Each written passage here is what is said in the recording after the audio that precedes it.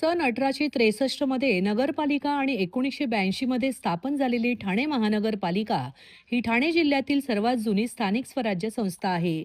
मात्र या पालिकेचा प्रवास कुर्मगतीने सुरू आहे.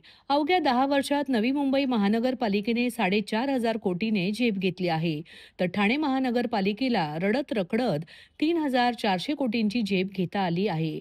हे लाजिरवाणे असून 3 दिवस चाललेल्या चर्चेनंतर सदस्यांनी मांडलेल्या सर्वच सूचना ग्राह्य धरण्यात येणार आहेत का, असा सवाल राष्ट्रवादी काँग्रेस शरदचंद्र पवार पक्षाचे जिल्हाध्यक्ष मनोज प्रधान यांनी केला आहे.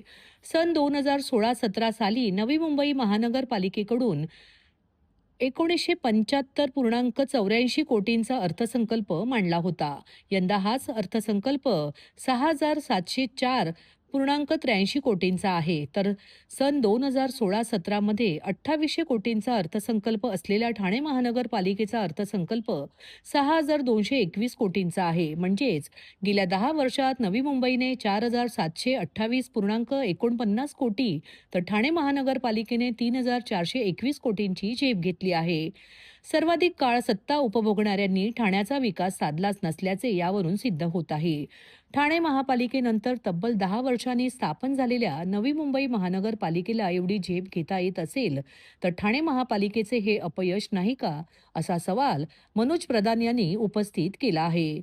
दरम्यान अर्थसंकल्प सादर केल्यानंतर सुमारे 3.5 दिवस ठाणे महानगरपालिकेची महासभा आयोजित करून त्यावर चर्चा करण्यात आली. कधी नव्हे ते अनोख्या नगरसेवकांनीही अर्थसंकल्पावर चांगले भाषण केले. शहरातील विविध समस्यांवर नगरसेवकांनी भाष्य केले आहे. या सर्व सूचनांचा समावेश सुधारित अर्थसंकल्पात करण्यात आला पाहिजे. मात्र ते शक्य होणार आहे का, यावर ठाणे महानगरपालिका महापौर आणि आयुक्तांनी भाष्य करावे, असे आवाहनही प्रधान यांनी केले आहे. एक गोष्ट जी ठाण्याच्या नागरिकांना खऱ्या अर्थाने माहीत नसेल ती आज मला सांगायची आहे की ठाणे महानगरपालिका ही 1982 साली झाली, पण ठाणे नगरपालिका ही देशातली साधारण पहिली 1863 साली झाली. याचा संदर्भ मी अशासाठी देतोय की एक आपण तुलना करूया. 1982 मध्ये ठाणे महानगरपालिका झाली आणि 1992 मध्ये नवी मुंबई महानगरपालिका झाली.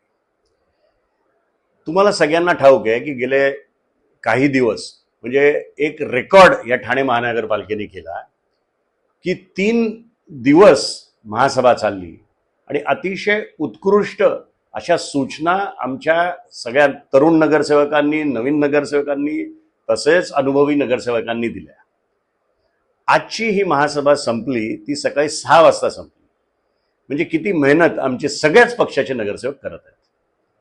आता मला 2 गोष्टी प्रामुख्याने आयुक्तांना आणि महापौरांना विचारायच्या आहेत. पहिले, तुम्ही जे बजेट 6,200 कोटी रुपयाचं दिलं आणि त्याच्यानंतर ज्या सूचना आमच्या नगरसेवकांनी मांडल्या, त्याच्यावर अभ्यास केला, चांगली मांडणी केली, 3-3 दिवस बोलले, त्या सूचनांची काही अंमलबजावणी या ठिकाणी होणार आहे की नाही, हा एक.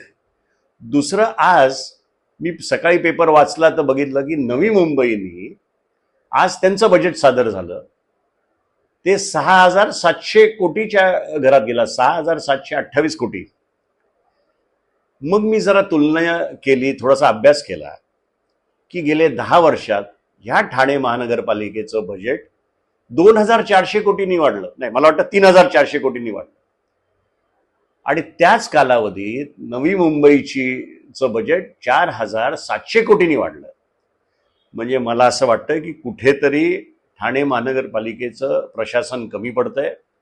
ज्या वेगाने आपण वाढायला पाहिजे होतं आपलं बजेट, त्या पद्धतीने वाढत नाही. दुसरं, जर तुलना या 2 महानगरपालिकांची करायची झाली तर आपलं पॉप्युलेशन हे नवी मुंबईपेक्षा किमान 10 लाखांनी जास्ती आहे.